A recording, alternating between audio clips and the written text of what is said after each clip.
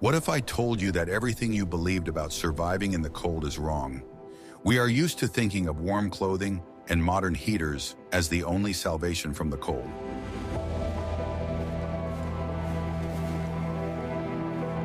However, the indigenous peoples of North America, who lived in the harsh conditions of the Great Plains and northern forests, had neither down jackets nor electricity. They developed a complex and ingenious survival system where a warm night's sleep was the result of a whole day's preparation, not just luck.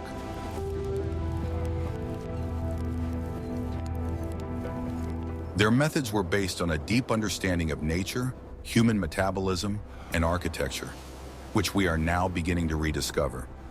These were not just tricks, but carefully calibrated rituals designed to turn the body and dwelling into a single, efficient heat preservation system. They knew that losing the night meant losing their lives, and they prepared for sleep with the same care as they did for hunting or battle.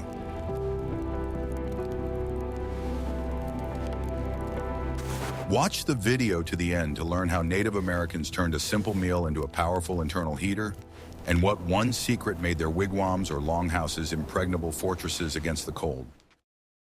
I will reveal the most closely guarded secret. Survival at night began long before darkness fell. Native Americans understood that the body, like the home, requires careful and gradual preparation for many hours of cold stress. Evening rituals were not just a tradition, but critically important procedures that ensured deep and safe sleep. If a person went to bed weakened or insufficiently prepared, the risk of not surviving the night increased many times over. The first and most important step was physical activity, not directly related to work. Before sunset, warriors and hunters often took a short march or jog around the camp, while women did their last active chores. This was done to warm up the body, increase blood circulation, and raise the overall tone of the body. Thanks to this, heat was better distributed to the limbs, preventing them from becoming numb and freezing during sleep. The next step was to thoroughly dry and air out the clothes that were to be used as bedding. Any moisture that had accumulated during the day, whether sweat or dew, became a deadly enemy in the night frost. Skins and blankets were hung near the dying fire or on special pegs to remove the slightest traces of moisture. The dryness of the material was an absolute guarantee of its maximum thermal insulation. After that, attention was paid to the feet, which were most vulnerable to the cold. Before going to bed, the feet were thoroughly rubbed, massaged, and examined for moisture or damage. In tribes living in snowy regions, the feet were often lubricated with animal fat, which created an additional water repellent and warming layer. This was an ancient and effective form of protection against cold injury. It is interesting to see how this topic is perceived in different parts of the world. Where are you from? Do you agree with the arguments presented? Write about it in the comments. And of course, don't forget to subscribe to our channel so you don't miss out on new exciting stories about the wisdom of indigenous peoples. Want to know the main secret of Native Americans that turned them into living furnaces? For Native Americans, the evening meal was not just a way to satisfy their hunger, but a strategic element of survival in the freezing night. They knew very well that digestion is a process that generates heat inside the body.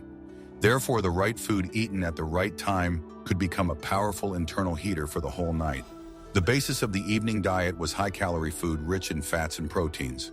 On the Great Plains, this was bison, moose, or deer meat, cooked with minimal processing to preserve maximum nutrients. Fat takes longer to digest, providing prolonged heat release, allowing the body to fight the cold throughout the hours of sleep. A perfect example of this kind of strategic eating was pemmican, a mixture of dried and ground meat mixed with melted animal fat and sometimes dried berries. This product was not only compact and long-lasting, but also incredibly high in calories. A small piece of pemmican before bed provided the body with enough energy for many hours of internal combustion. Carbohydrates were also present in the diet, but in more complex forms, such as roots, wild rice, or corn tortillas. These foods gave the digestive process a quick start, immediately activating heat generation. The combination of fast and slow energy sources was key to maintaining a steady body temperature throughout the night. The timing of meals was also very important. Dinner should not be eaten immediately before bedtime to avoid stomach discomfort, but not too early either, so that nutrients have time to be released at the beginning of the nighttime cold peak.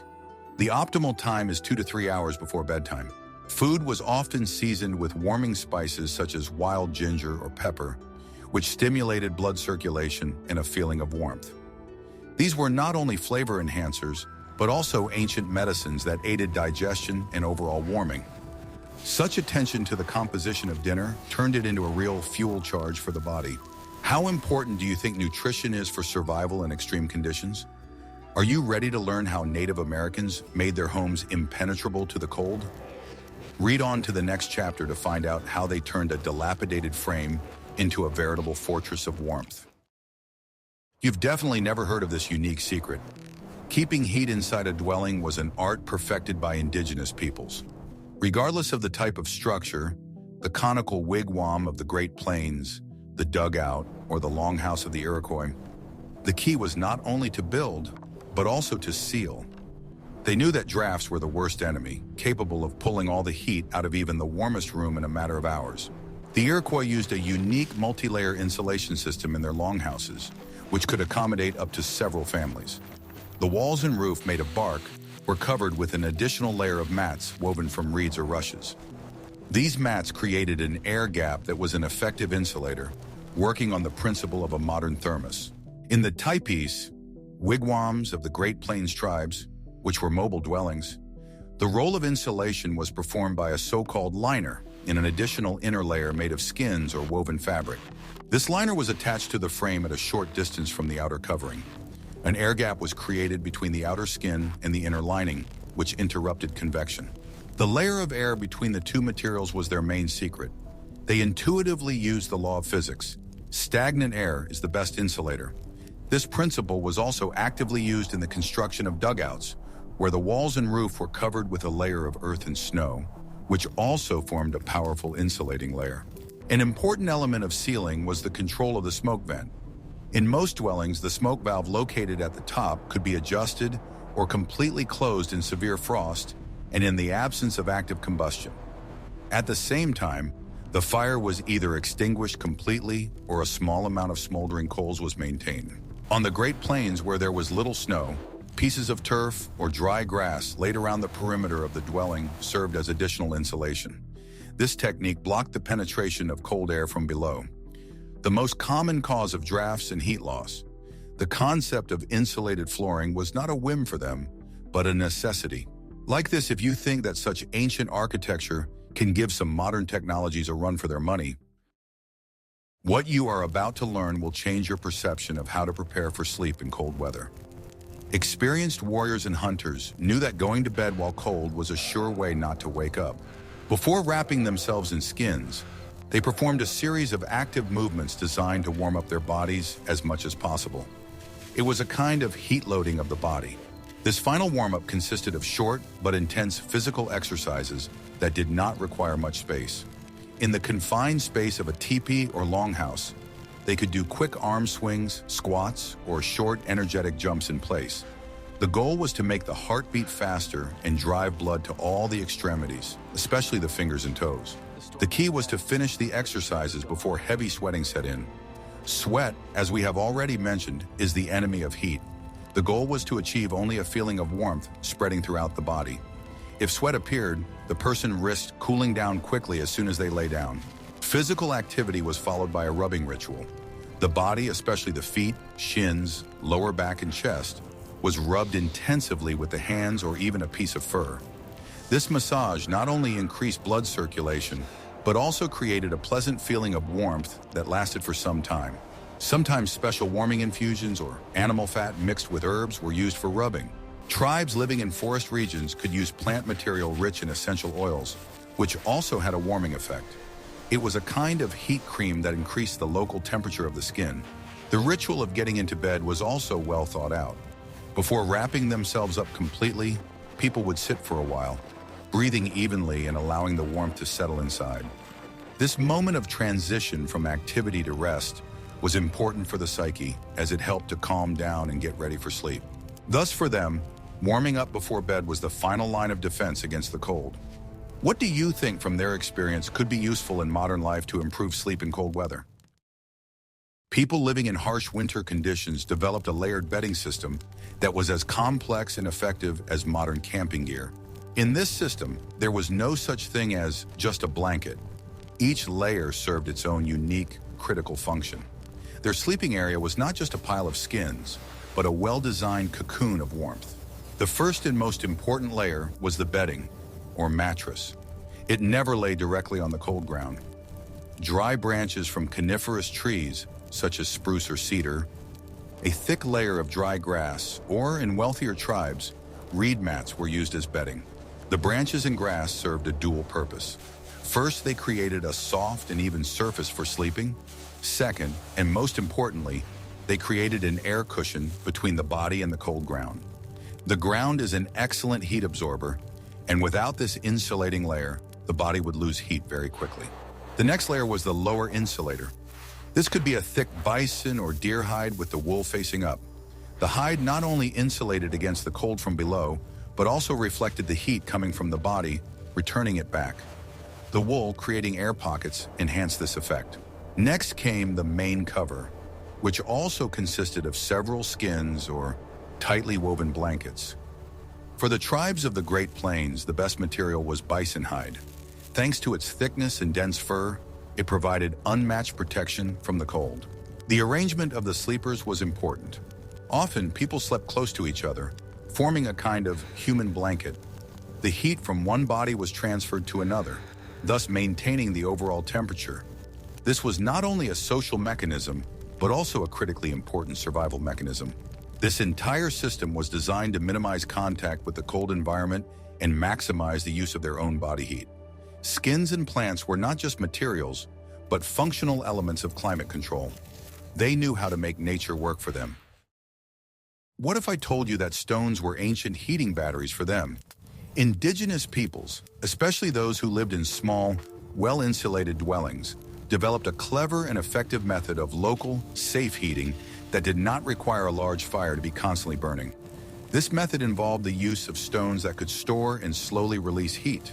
In the evening, after the main cooking was done, several smooth, dense stones, specially selected for this purpose, were heated in the central hearth. They had to be large enough to retain heat, but not too massive, and most importantly, not porous to avoid cracking when heated. This required a certain knowledge of geology.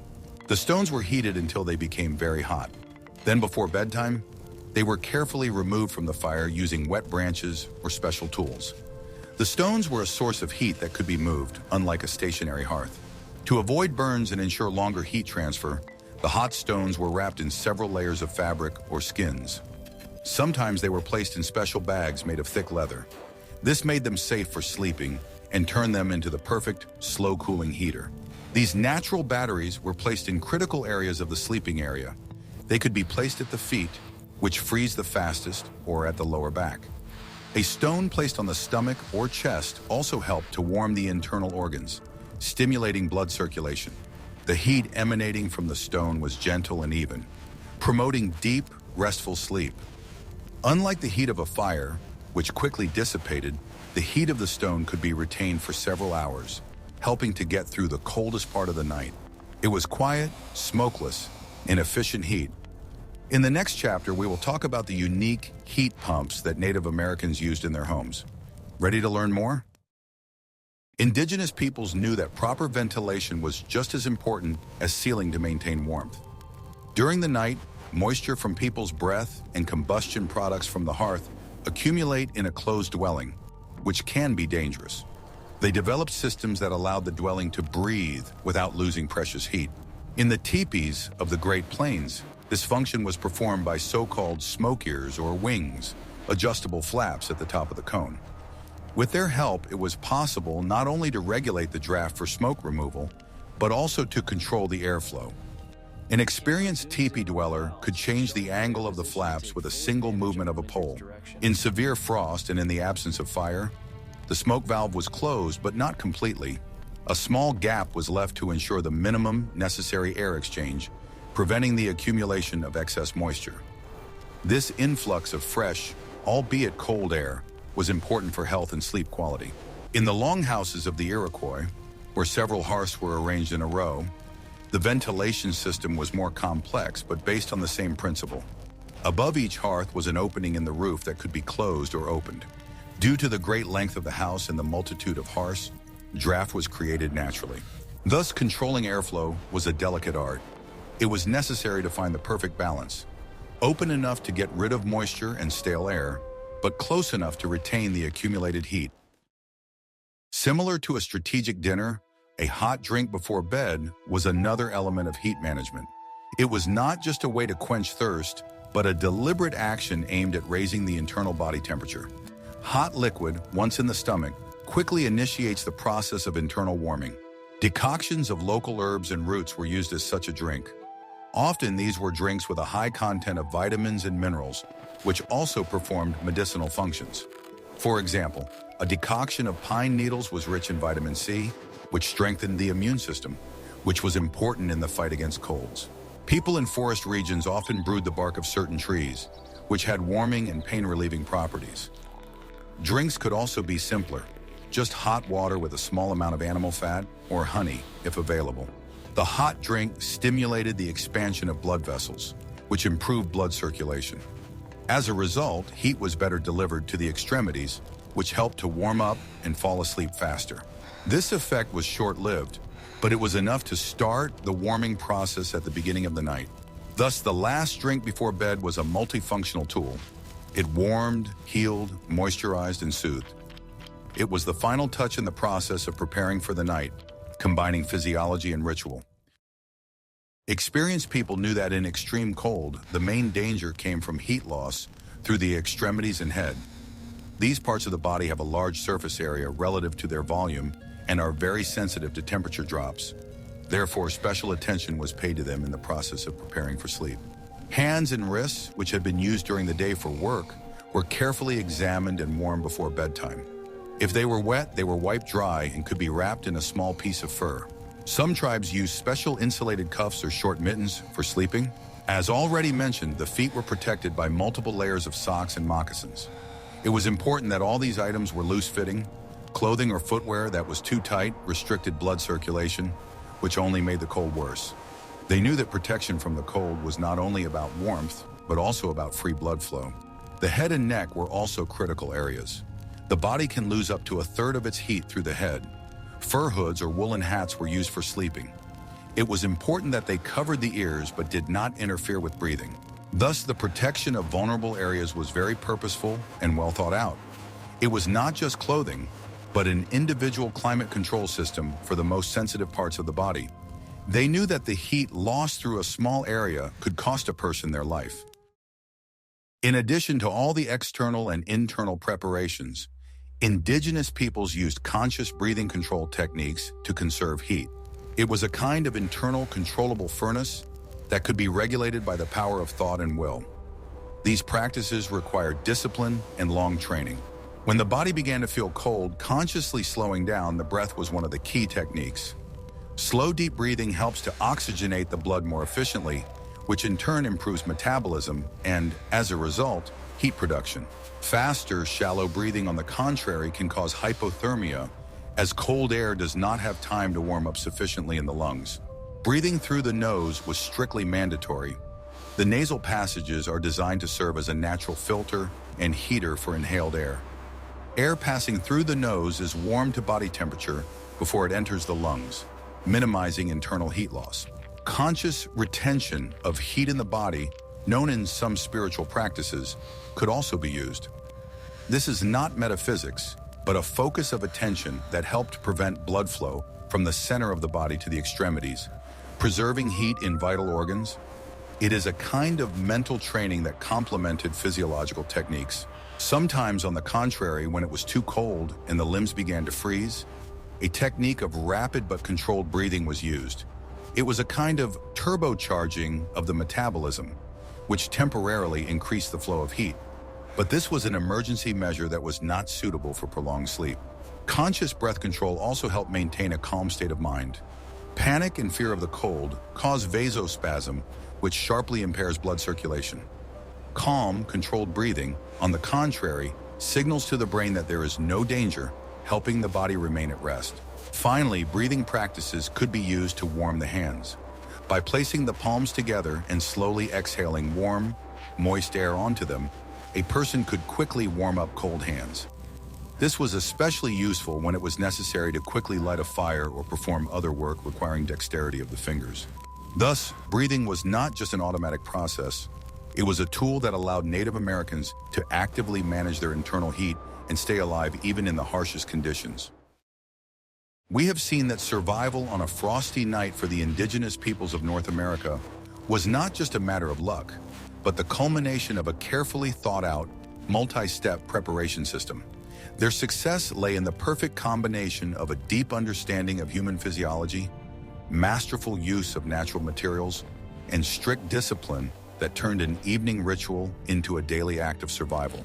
From a strategic high-fat dinner to the multi-layered architecture of their dwellings, from hot stones to conscious breath control, every detail worked toward a single goal: to keep heat from leaving the body. They turned their wigwams, longhouses, and dugouts into impregnable fortresses against the cold, and their bodies into efficient, self-sufficient heating systems. Their legacy is not just history, but a classic survival manual, proving that intelligence and knowledge of nature always triumph over the harshest elements. Which technique did you find most ingenious? Using hot stones as batteries or strategic eating before bed? Suggest topics for future videos you would like to see on our channel in the comments. And don't forget to subscribe so you don't miss out on new explorations of the wisdom of the past.